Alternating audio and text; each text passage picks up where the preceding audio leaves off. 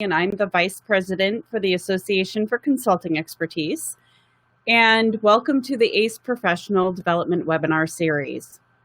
While everyone's getting settled in, I just want to go over a few notes of who we are, what we're providing here, and just a little bit of housekeeping. I'll keep it brief because we're really excited to introduce our presenter, and I know we'll want to have plenty of time to ask questions and interact with him at the end. The Association for Consulting Expertise is a nonprofit association for independent business consultants, and our goal is to make our members more effective and successful consultants. We accomplish this through educational and skill building programs like the one we're providing today, networking, and creative collaboration opportunities. Our goal of this webinar series is to have a more global reach. As our clients and vendors and relationships expand globally, we're excited to also broaden our horizons and fulfill our mission and vision beyond our location here in Portland, Maine. For those of you who are from outside our network, I welcome you, and I invite you to learn more about us at www.consultexpertise.com. Just a few housekeeping points before we begin. This webinar is in listen-only mode, so you will not be able to speak during the webinar. But if you have questions that relate to the topic for our presenter, we encourage you to click on the question icon at the top of your screen and just type in your question, and it will pop up for our presenter to see. We'll try to get to as many questions as possible by the end of the presentation. And I know that Doug has planned on Q&A at the end. We'll provide some contact information. So if you have a specific question or we weren't able to get to your question, I'm sure you'll have the opportunity to reach out to Doug or to ACE directly. If you are on a computer audio and have trouble hearing, you can click the phone icon at the top of your screen, and that will switch you over to the telephone option. If you are in need of any technical help during the webinar, you may add a question directed to the technical team, and we will do our best to support you.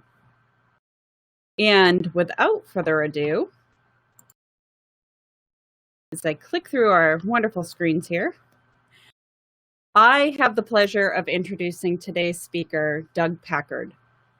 Doug is the CEO and owner of Renaissance Executive Forums of Maine and New Hampshire and of Doug Packard Consulting.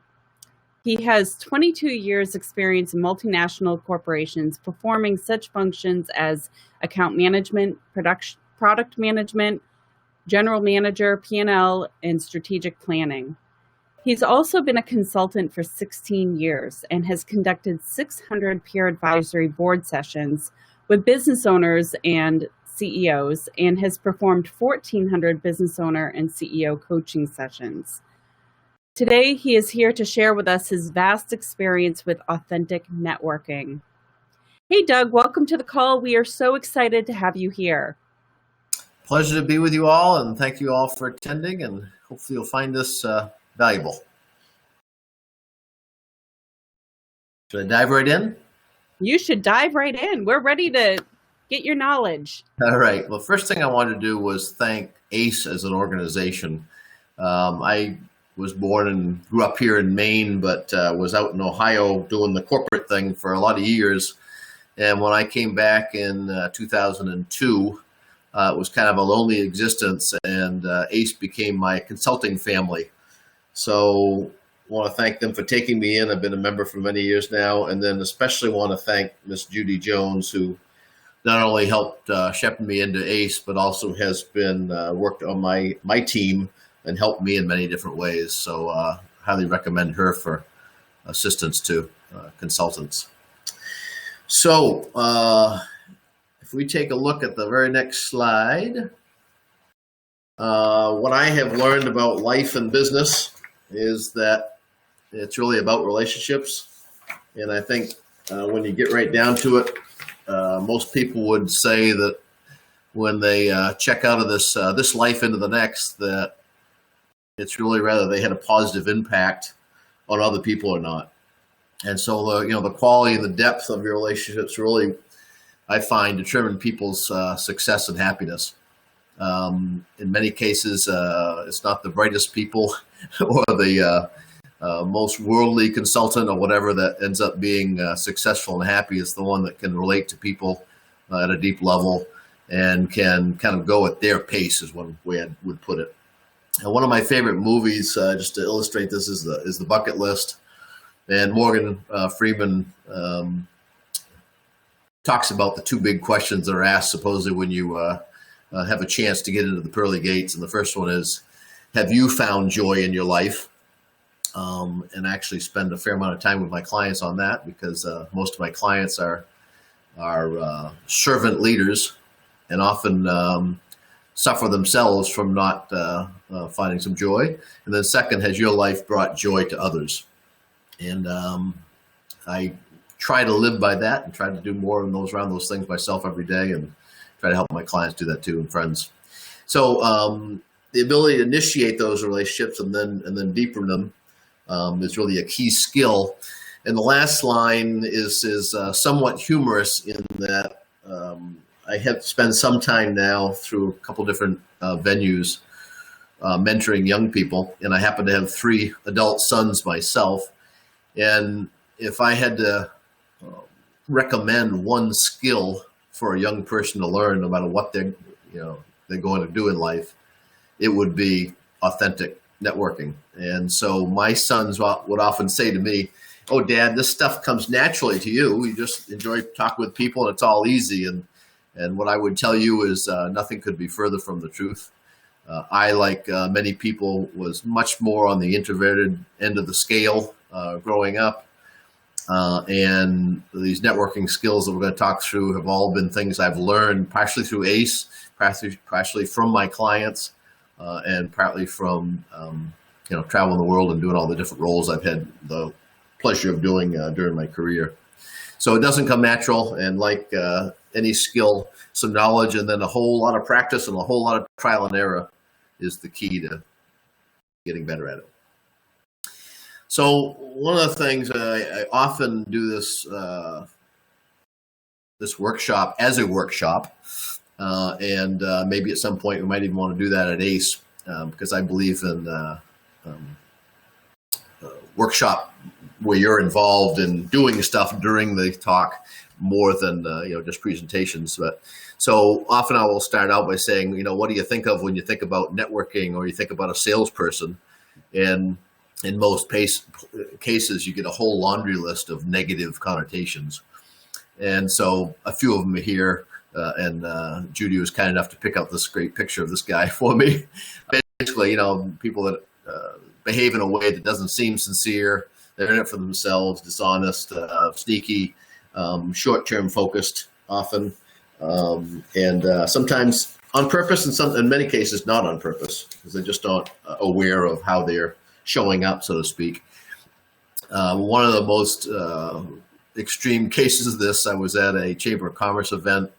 I had done all my studying as to who I wanted to talk to, which was basically the host of the place that was hosting it, and had all the things I was going to do to prepare, and went ahead and was able to get that session and had the right opener and started this fairly quickly in-depth conversation with this owner of a really large organization. And as we were going, I saw this other consultant who I knew a little bit kind of looking at us and whatever, and kind of wanted to approach, and finally he literally pushed in between a couple of people and handed this business leader his card. So not only did he totally interrupt us, it's like he thought the whole point of being at the event was to get your card in somebody's hand, which really doesn't accomplish anything if for any of those that have done a fair amount of networking. So, but I've had, unfortunately, lots of different things like that happen to me over the years that I try to learn from and learn how kind of not to be. So keeping your eyes open as you're networking for best practices and worst practices is a good way to evolve your skills. So when you think about the reason I use the term authentic networking is that I think most people enjoy meeting others as long as the person is authentic. And it may be starting to be an overused word, but I think we can all develop our own version of what authentic means. But it's being you, but also basically the opposite of everything on the other slide. If you think about the type of people that you want to be around, it is typically descriptors that are the opposite of that last slide. So, and I think what we've got to realize is that basically everything's either working for you or against you. So when you're out there meeting people, you're demonstrating, or you're being your personal brand. One of the things that I spent a fair amount of time with my clients on, not only in pure advisory board meetings, but also in one-on-one coaching sessions, is that we've all got a to-do list, but as or more important really is your to-be list. And at the end of the day, when someone asks, what is it like to be with you? That's what, in my opinion, really matters in life. So what I think we often don't understand is when we meet someone, even though we don't really realize this, what we're experiencing is, do I like them, first of all? Second of all, do I think they care about me? And this could all happen in literally a minute, or it could be over several meetings, right? And then last but not least, can they help me? And it's especially important for a consultant because pretty much every consultant is pretty bright and knows something and has helped somebody do something. But quite often where we get in our way is in those first two. And obviously it's not intentional, but we come across, for example, do I like them in a way that maybe feels different to the other person? The other person is hard driving, high goal oriented, really focused, and kind of not very patient. And maybe we come across in our common style or our individual style tendency, of that being opposite of that. So even myself, on the DISC profile, which I use with many of my clients, I'm a high I. And so I often like to talk about big picture things and relationships, etc. And when I run into a high D, which is that driver goal-oriented type person, sometimes it doesn't click right away because I'm not mirroring their style, at least to start with. Again, not faking who I am, but trying to mirror their style to start out with, so that unknowingly I don't turn them off. The second about do they care about me often is the fact, how quickly can we get in a networking situation to asking them about them and making sure that they do most of the talking. It can be a tendency, myself included, to do more of the talking than I should, especially early on. And that's a recipe for disaster. And a distant third is having that idea of what is if there's a way that I think I might be able to help this person, what is just the high level enticing line or description I might give them that would leave them wanting more. So again, a number of pieces I've come up with over the time, really 8 of them, of authentic networking. And so I'm going to just kind of walk through each one of these. Again, like I say, I've done this in an hour and a half, 2-hour workshop type format where I have people pair off and they're actually testing each other as we go. So one potential action item for you would be to get with a good friend that is also a consultant and kind of walk through these slides together and test each other and give each other candid feedback. So first item is an impactful elevator pitch. We're going to kind of walk through, like I say, each one of these 8. And even that term elevator pitch turns some people off. So obviously you can call it something else if you want, but the idea comes from if you're in an elevator with someone and you only got like a minute to make an impression, what would you do? What would you say? And so you can have different lengths of elevator pitches, different types for different audiences, which I'll give a couple examples of here. But it's good to be comfortable with explaining what you do. And so in this step, I literally have people pair off and answer this question to each other and then give each other feedback on it. And there are some key components that should be there, which are often not in one's elevator pitch. First is, what's the value you provide? So The example would be somebody might say, well, I'm a CPA. Well, kind of boring, doesn't really tell much about you, doesn't really say what value, you're just doing a lot of assuming, and in that case, as an example, it just makes it sound like you're just like any other CPA. So what value to provide, to whom do you provide it? Is it, to everybody? One of the missteps that we as consultants make is thinking that we can basically help anyone. And the real case is, over time, one should get better and better at defining who their perfect prospect is, which we'll get to here, and narrowing, which helps at a lot of different levels. And then last but not least, what's unique or different about how you provide it? So just as an example here, we would all be hopefully sharing in a workshop environment, but one of mine is I help selected leaders achieve their own definition of success and enjoy the journey.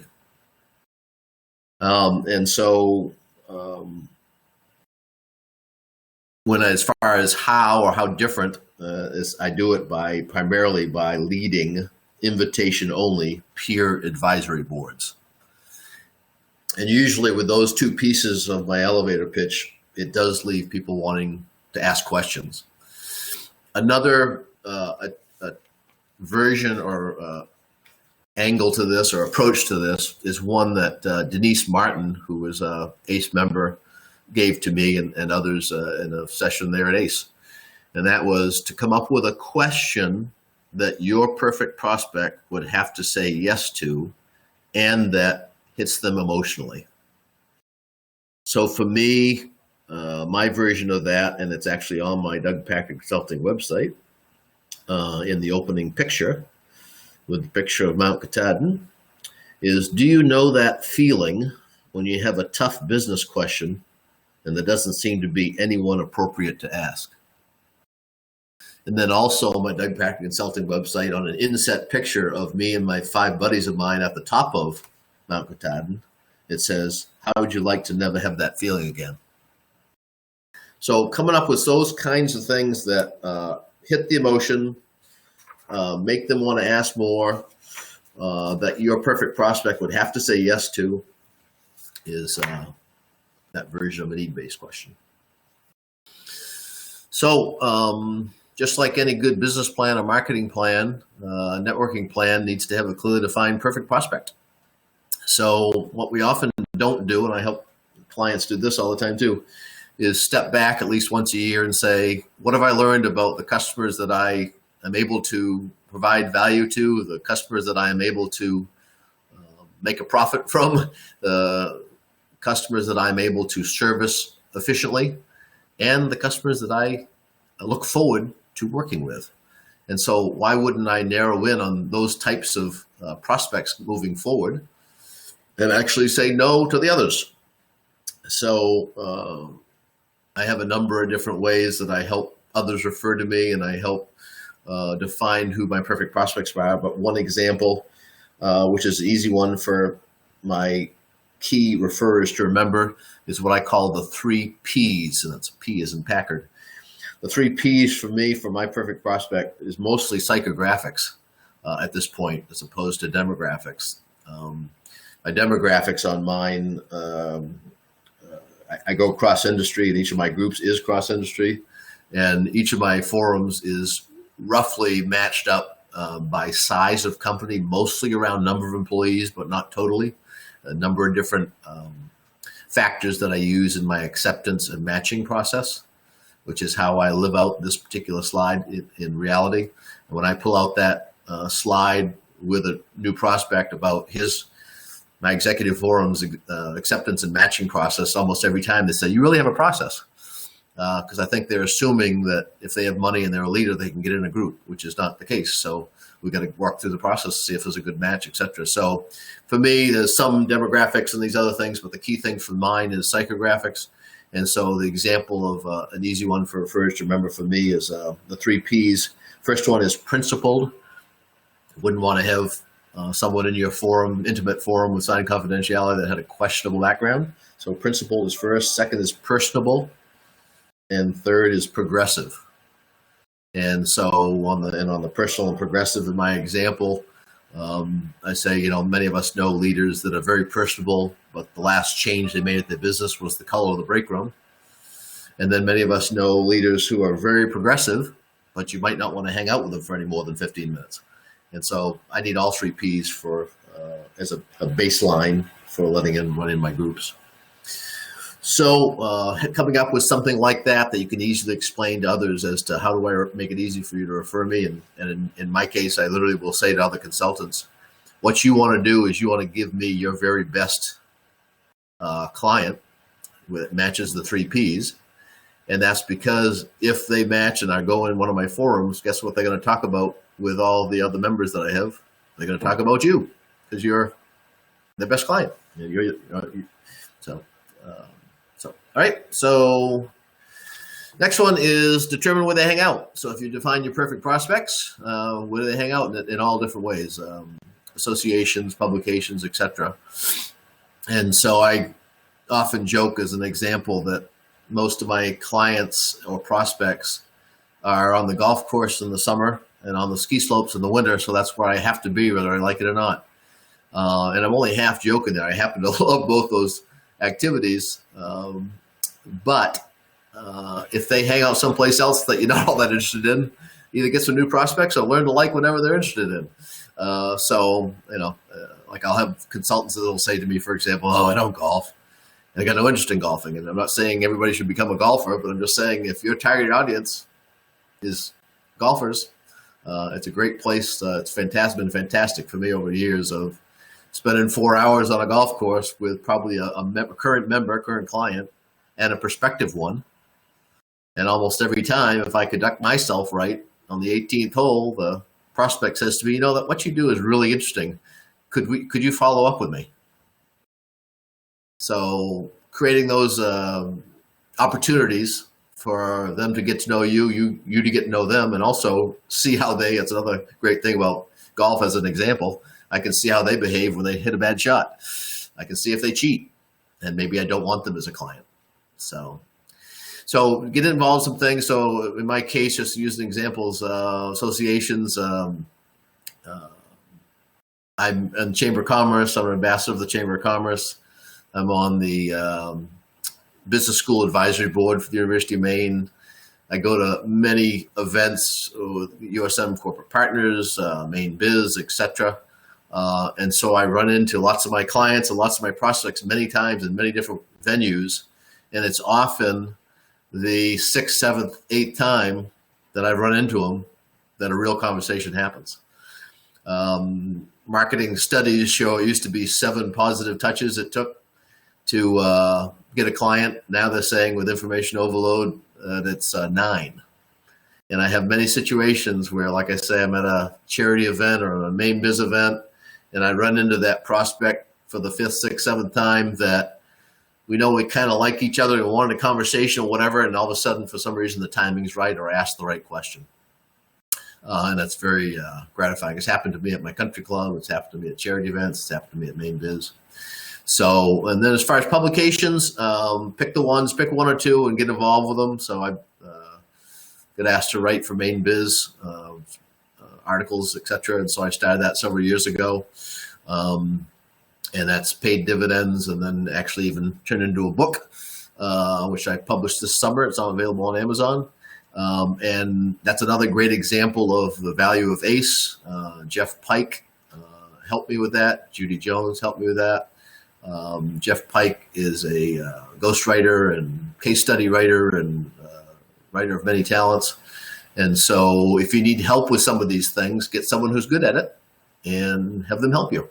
If you think you should do a blog or whatever, and you don't, just not a good writer or can't think up the ideas or whatever else, find somebody to help. In my case, I had all the ideas, but I'm a slow writer and it's hard work for me. So I literally was able, for the articles and for the book, I was able to outline a chapter or an article.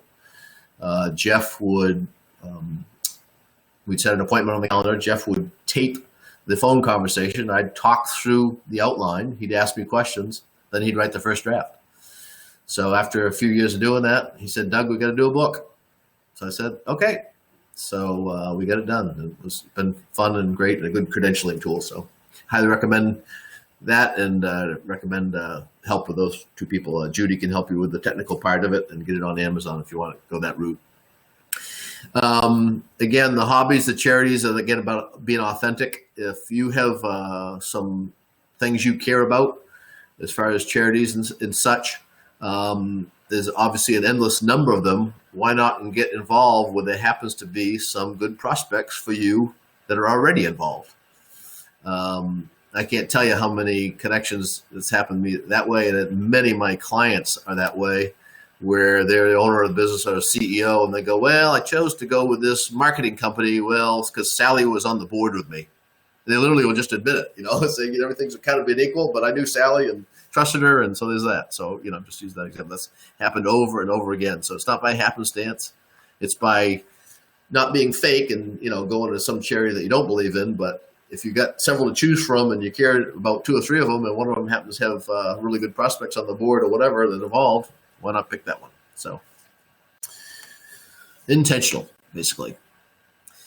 This one is probably the most important slide here, and that's the givers get. And this is toward the core of being authentic. What value can you provide others without expecting anything in return? And it's funny how the more you do that, the more lucky you tend to get. So if you think about it, there's a number of things you can offer others. Obviously, one is referrals. If you help them get business, then they're going to feel like they should help you get business. There's resources and tools and ideas. There's just breaking bread together. It's like we don't take time out anymore these days like we used to for lunch or for coffee or whatever, and just, what challenges you face, and then let them vent a little bit, and maybe you get an idea for them, or maybe you get a tool or a resource or an article or whatever for them that can help them. Another angle is access to something of interest to them. I like to help people increase their happiness. So when I see something that makes me think of someone else, I'll say, hey, thought you might be interested in going to this event, or do you want to go to this event together? In my case, I set up golf outings. I also set up skiing outings. And so quite often when I meet a prospect that I think would be a really good member in the future, but that I don't have much of a relationship with, I'll make sure I know whether they're a golfer and how good a golfer, and whether they're a skier and how good a skier. And then I go all the way to pairing them up with people of similar interests, similar age, similar abilities. And all of a sudden, by just wild luck, they went to the event and they had a blast.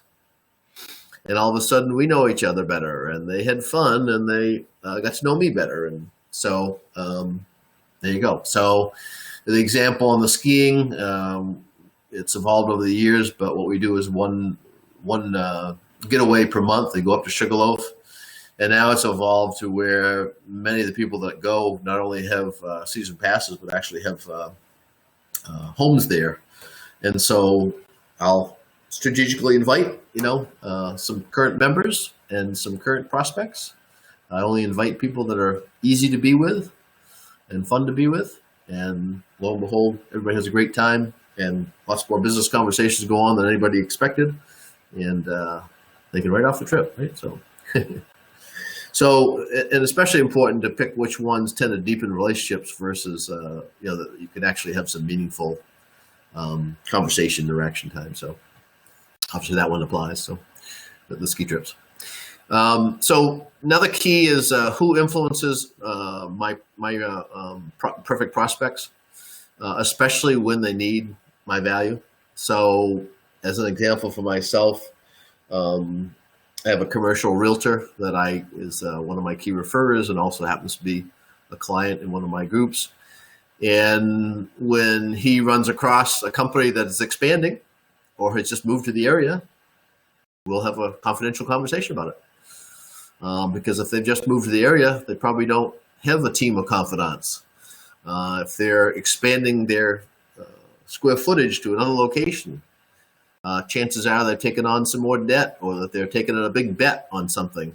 And wouldn't it be great to have some input from a confidential set of well-matched peers to reduce the risk and improve the probability of success?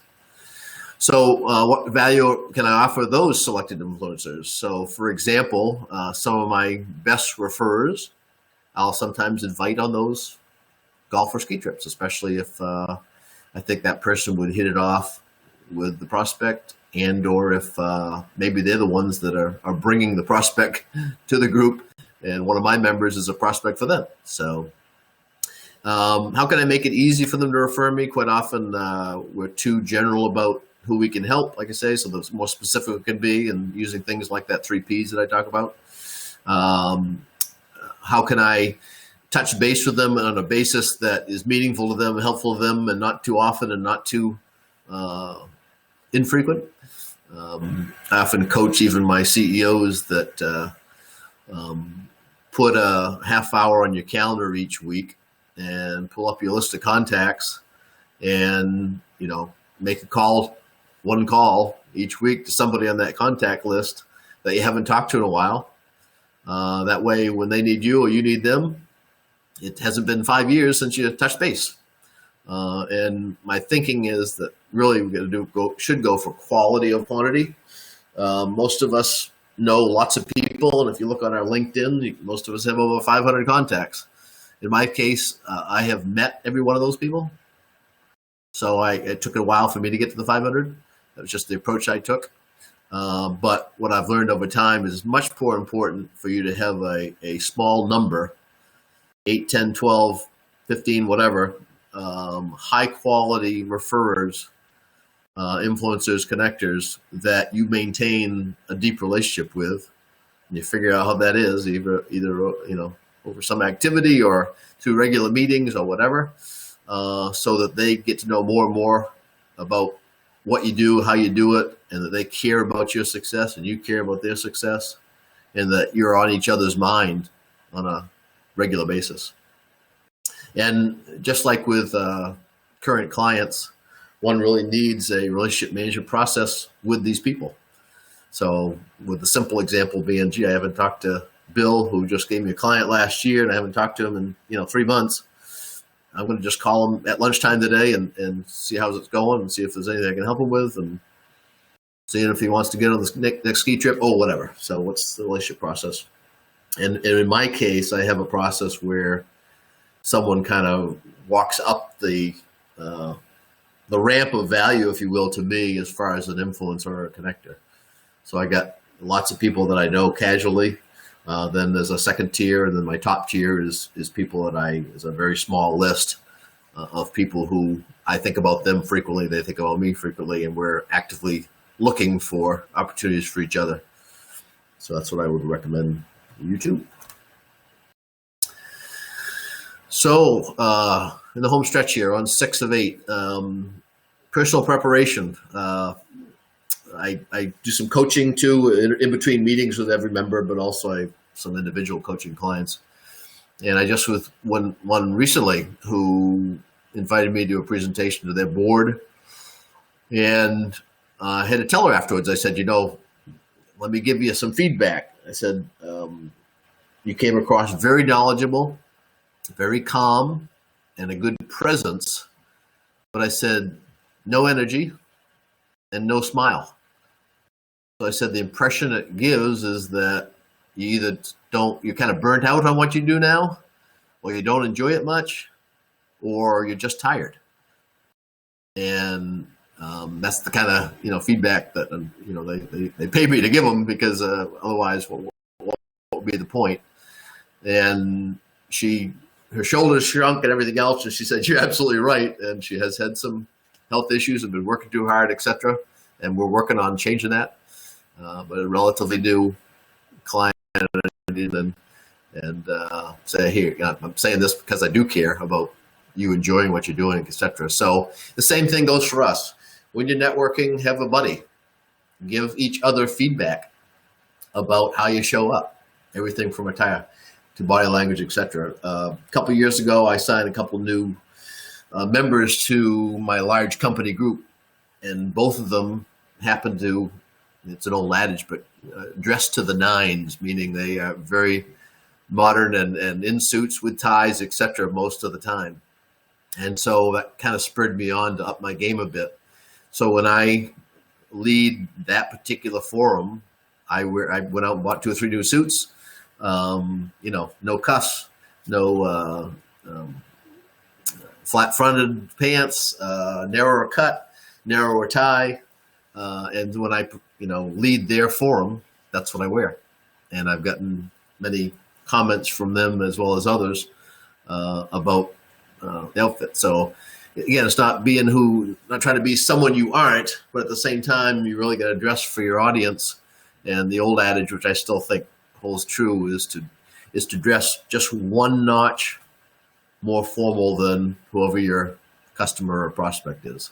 So you're not dressing to make them feel bad or to be pompous or anything like that, but you're showing that you appreciate the time with them, that you're professional, that you're successful, that you, etc. So I think it's important and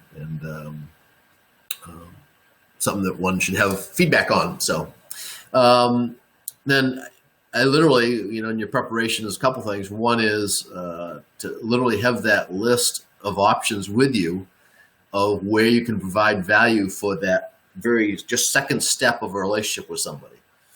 So this is not necessarily the deep value you provide as a consultant, but this is things like, hey, I'm going to a Maine biz event and next week. You want to go with me? It's, gee, you're a golfer. Do you want to get on my golfing list as a potential, alternate or whatever? Oh, you're a skier. Oh, gee, you say you're having a struggle with sales process. And so the next day send them an article on sales process. Whatever that list is that instead of trying to think of it all on the fly, have the list that you can kind of look down through, and sometimes that will be some of the questions you might ask, and sometimes it's just plain something you might offer them on the spot that they can't kind of say no to. So to the next thing. So, and then the style awareness is maybe the most important, which is that I'm not sure how many of you have studied any kind of assessment tools, probably most of you, but also there's emotional intelligence. But at the most basic form, using DISC as an example, if you meet someone, either a prospect or a potential referrer, influencer, and they talk slowly and softly, etc., and you're going kind of 100 miles an hour like I am during this webinar, they're probably not going to warm up to you.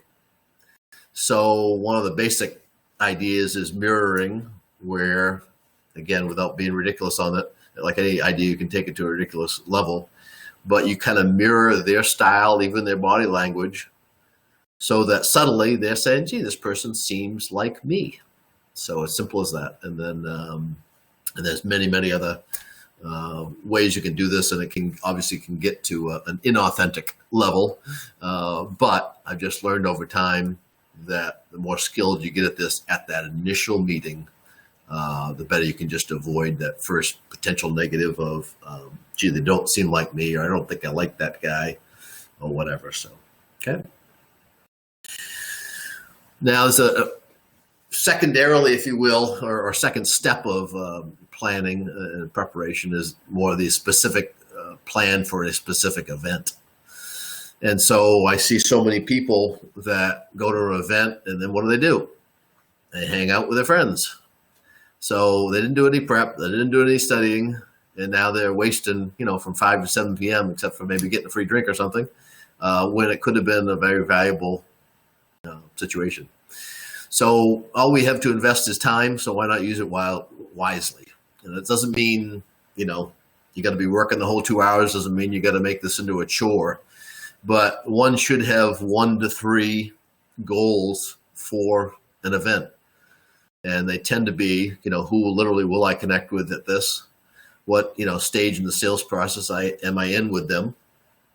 What do I think I might be able to get accomplished with that person, or what's the next step with them? Got a question, which is in a networking event, how does one shake an inauthentic networker?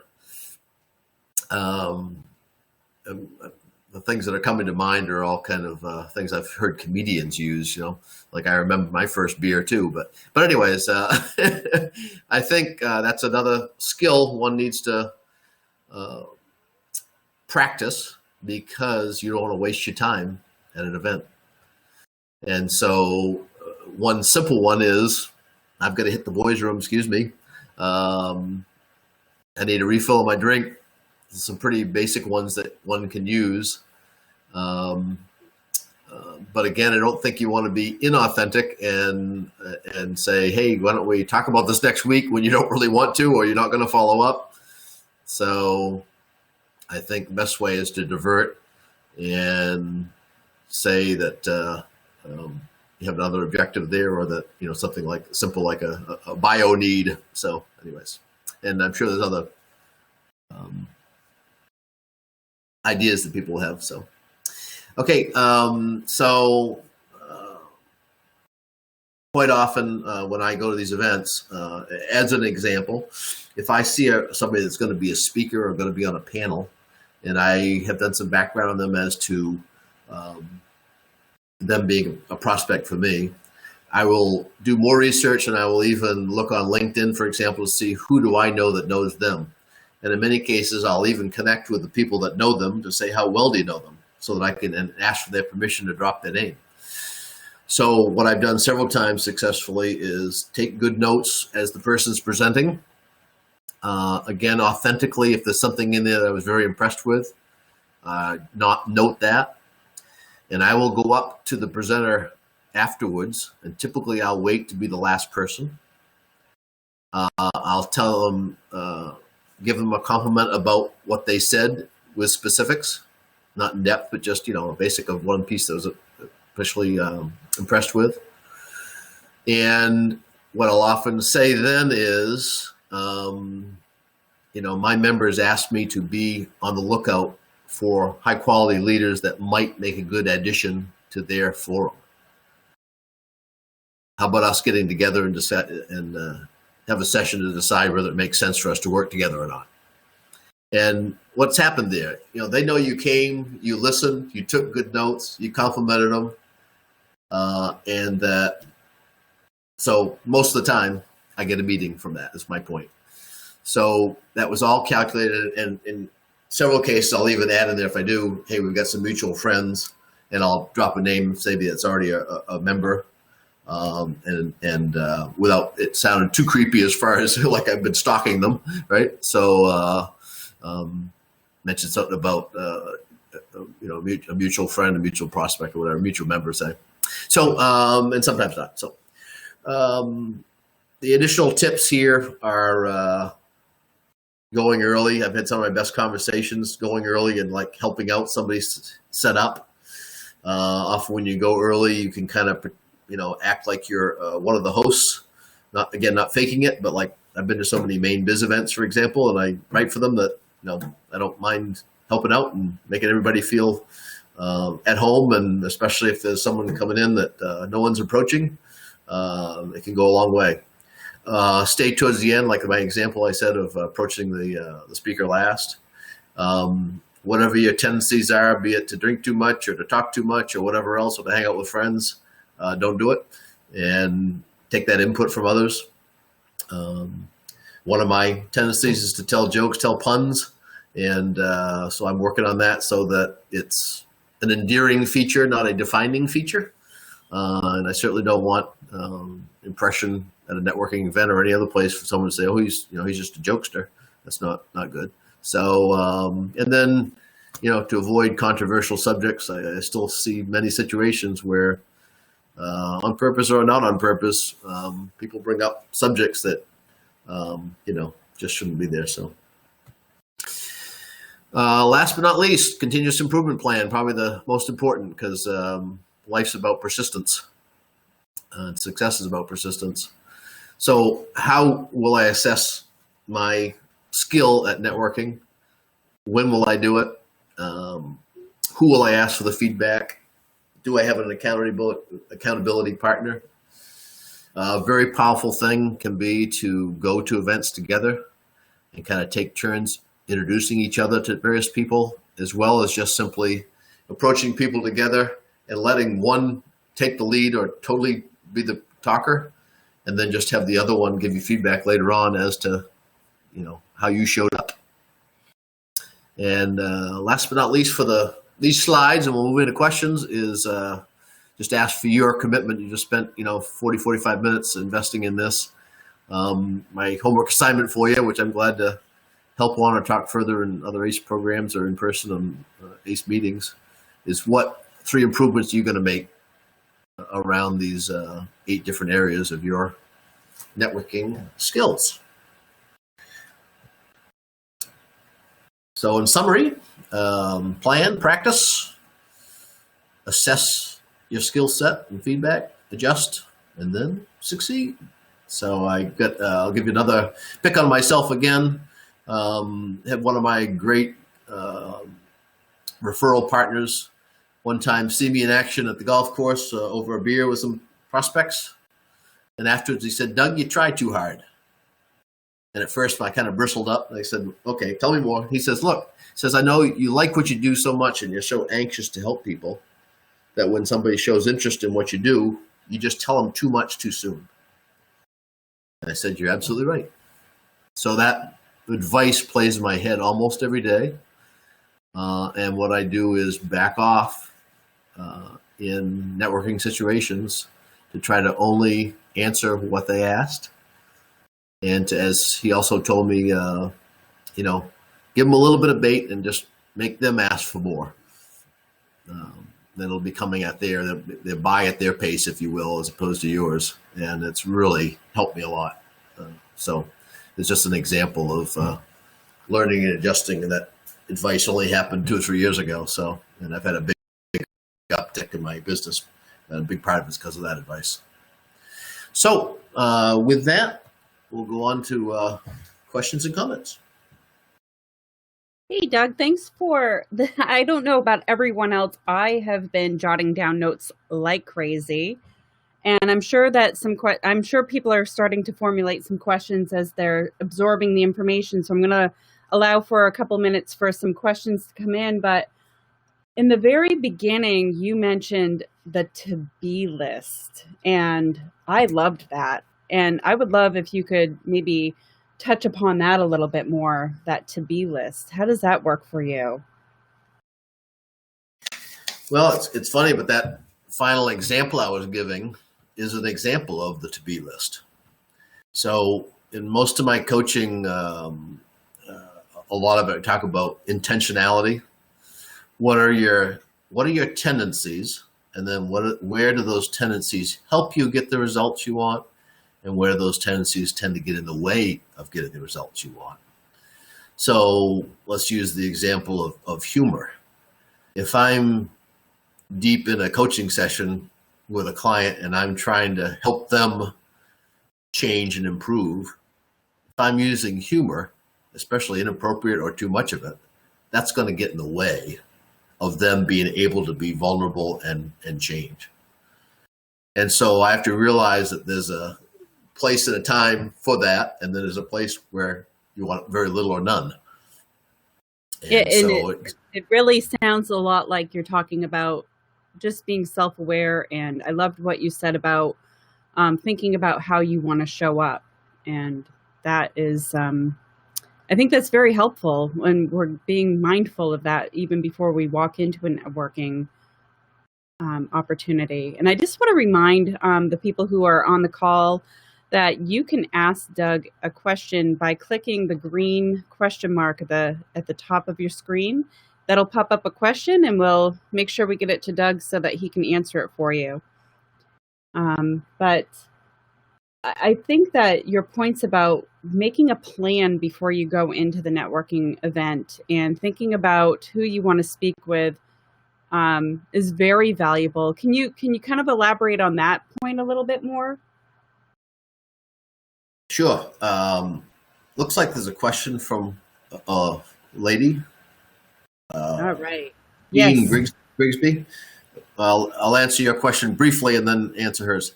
As far as your question, typically, I believe that means, can you get a list of the people that are going to be there? And quite often you can. And I've even in some cases made a relationship with whoever is the event coordinators to let them give me a list. Brilliant. Yeah, and so now, in fact, in one case, I can think of another chamber that I'm involved with in New Hampshire. I got them to add the titles of the people to the list. So now I can just go down through and look for the CEOs, the owners, right? Oh, perfect. Perfect. And so then I do my homework as to what size company they are, and do I think they're a good target? And if so, I say, okay, my goal for this one is to meet 2 or 3 of these 3 people or 5 people. Right? Yeah, I love how you're saying do your homework. There should be some goals involved in showing up. Otherwise, you're just going out for cocktails with friends, and So the question from Jean is, what tools do you use to manage and track your relationships? I have used every tool you can think of over the years. In fact, in my NCR days, I even helped develop sales process tools when there weren't any available. So that's how far back I go. But I've gone all the way right to Outlook. It all depends on how sophisticated your or how complex yours are. But in most cases, I find that we don't need that complex of a CRM system. And especially if you're working solo, it's really for you, not to work across multiple people and have to have it on the internet. So I just use Outlook, and some of the basics that are most powerful for me is I have categories of people for which forum they're in, or whether they're a resource expert, those kind of categories. But then I also have categories of, are they a golfer? Are they a skier? On and on and on. So now when, for example, I'm trying to fill out a foursome, I can go in, just sort it by golfers, right? And I can walk down through and say, hey, I haven't done anything with Bill lately, and he's about the same golf level as, Susan that I'm taking out. And so I'm going to call them, and right? Yeah. And I think with any tool that you choose, I think the key to that is consistency. Just consistently use that tool. Yes. So great. I'm going to go to the next question by Peggy.